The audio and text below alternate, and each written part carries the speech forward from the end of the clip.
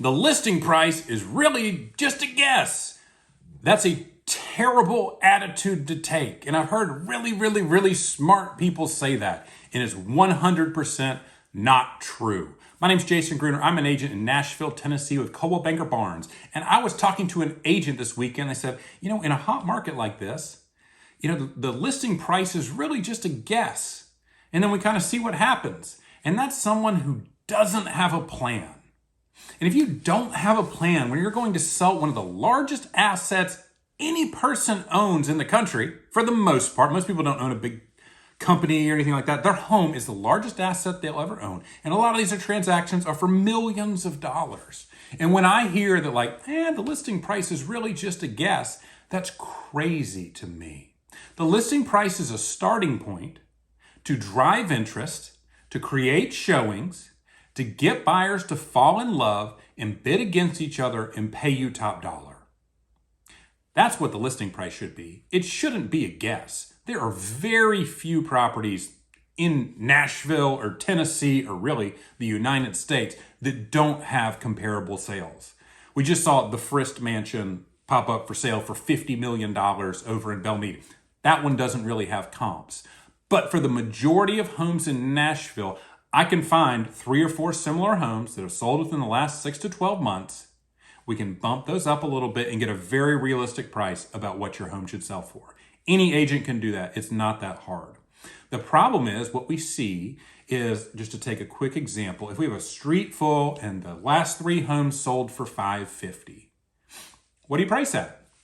It's a little bit of a tricky question for some folks. For me, it's pretty easy. One, it depends on the condition of the house, but if the condition is comparable or better than the other ones, how we generate the most interest. Again, the listing price in a hot market should generate the most amount of interest. So what we would do if the last 3 in that comps come out $550, they never come out $550, it'd be like $515 to $585. And what we see in a hot market is a lot of agents are like, let's put $650 and see what happens.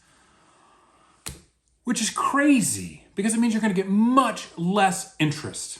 And now you have to convince a buyer that yep, you need to pay $100,000 more than the last guy. Why? Well, it's a hot market. This is what agents say. Because I work with buyers and I call these agents. I'm like, hey, it seems like everything else on that street is sold for $550 and you're listing at $650. Is there something different about the listing you have? What they say every time, which is crazy, is, well, it's a hot market. You know how it is. And they'll keep saying that after it doesn't sell the first weekend, which is absolutely bananas because it doesn't even make sense. The better strategy, again, let's take that example. If we're between $515 and $585, the last one sold, and so we say $550 is kind of the average in between there. I would list at $549 or even $529 and do a ton of marketing. I'd shoot video. I'd do video walkthroughs. We'd do carousel ads. We'd do Facebook, Instagram, YouTube, Google, and LinkedIn. We'd put that house everywhere. We'd get it seen by literally tens of thousands of people. People who are in the market, who have recently searched for homes for sale in Nashville or Franklin or Gallatin, and we would put that in front of them. We'd put pictures in front of them and stories in front of them and videos in front of them and walkthrough, long form 15-minute walkthrough videos and 30-second videos of this house in front of those people. Literally tens of thousands of views. When you just put on the MLS and it goes on Zillow and Realtor.com, it will get seen by a couple hundred people, without a doubt. But when you partner with an agent that's going to do marketing, it'll be seen by tens of thousands. And when you use a strategic list price, it's going to drive more interest. Because anybody who's looking in that neighborhood, they all know what the last homes have sold for because that's public information. It's on Zillow and Realtor, on the county. It's everywhere. That's not hard to find. So if they see, hey, the last one sold for $550, this one's only $529. We might get a deal on this. What's the story? And then they have their agent call, or they call the listing agent, like, why is this, what's going on with this house? This house happens every time, because I'm usually the listing agent. And it's easy. You need to tell the story of why the seller's selling. Hey, these folks are moving to Florida. They had a great opportunity. They found a house. They put it under contract. They just need to sell it quickly.